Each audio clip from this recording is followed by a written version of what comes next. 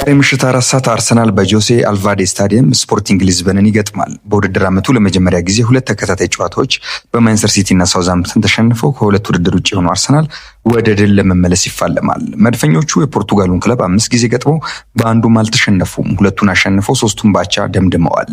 ለመጨረሻ ጊዜ በተገናኙበት የባለፈው ዓመት ጨዋታ አርሰናል ዛሬ በሚጫወትበት ሜዳ 5-1 ማሸነፉ ይታወሳል። በታሪኩ ለመጀመሪያ ጊዜ የግማሽ ፍጻሜ ተፋላሚ ለመሆን የሚጥረው ስፖርቲንግ ሊዝበን በተለይ በሜዳው ጠንካራ ክለብ መሆኑን አሳይቷል።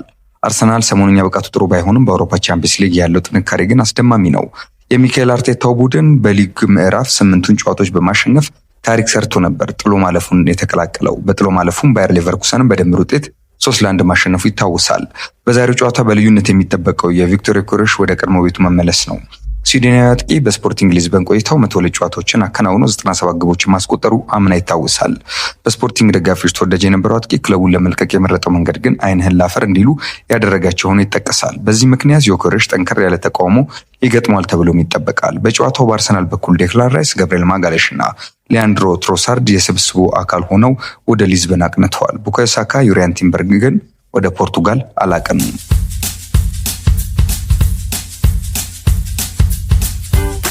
ሌላኛው የዛሬ ምሽት የአውሮፓ ቻምፒየንስ ሊግ የሩብ ፍጻሜ ጨዋታ አርሰናል ወደ ፖርቱጋል አምርቶ ከስፖርቲንግ ሊዝበን ጋር የሚያደርገው ፍልሚያ ይጠበቃል። 2 ሳምንት ባልሞላ ጊዜ ውስጥ የፎካከረባቸው ከነበሩ 4 ዋንጫዎች ወደ 2 የወረደው አርሰናል ከዚህ የስብራት ለማገገም በሊዝበን ከስፖርቲንግ ጋር ይጫወታል። በቻምፒየንስ ሊግ ካደረጓቸው 10 ጨዋታዎች 9ኙን አሸንፈው በአንዱ ብቻ አቻ የተለያዩት መድፈኞቹ ባለፈው ዓመት በቻምፒየንስ ሊግ የምድብ ጨዋታ ከስፖርቲንግ 5-1 አሸንፈው የመለሱ እንጂ ከፖርቱጋል ክለቦች ጋር ከሜዳቸው ውጭ ያደረጓቸውን የጥሎ ማለፍ ጨዋታዎች ግን አሸንፈው አያውቁም። በውድድር ዓመቱ ለመጀመሪያ ጊዜ በተከታታይ በማንቸስተር ሲቲ እና በሳውዛምፕተን የተሸነፈው አርሰናል የሚሰጠው ምላሽ በትልቁ ይጠበቃል። ዛሬ ምሽት 4 ሰዓት የሚደረገውን ጨዋታ ቪክቶር ዮኬሬሽ 2 የተሳኩ ዓመታትን ወዳሳለፈበት የቀድሞ ክለቡ ስፖርቲንግ ሊዝበን የሚመለስበት በመሆኑም ልዩ ያደርገዋል።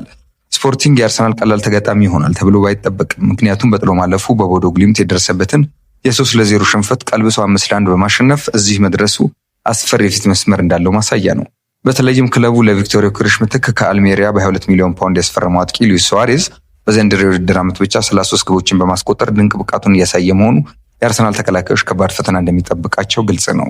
በምሽቱ ጨዋታ ቡካዮ ሳካ እና ዩሪያን ቲምበር በጉዳት ከስብስብ ውጭ መሆናቸውን አሰልጣኝ ሚካኤል አርቴታ ይፋ ሲያደርግ፣ ዴክላን ራይስ፣ ጋብሪኤል ማጋሌሽ፣ ሊያንድሮ ትሮሳርድ እና ሌሎች መጠነኛ ጉዳት የነበረባቸው ተጫዋቾች ግን ለጨዋታው ዝግጁ ሆነዋል።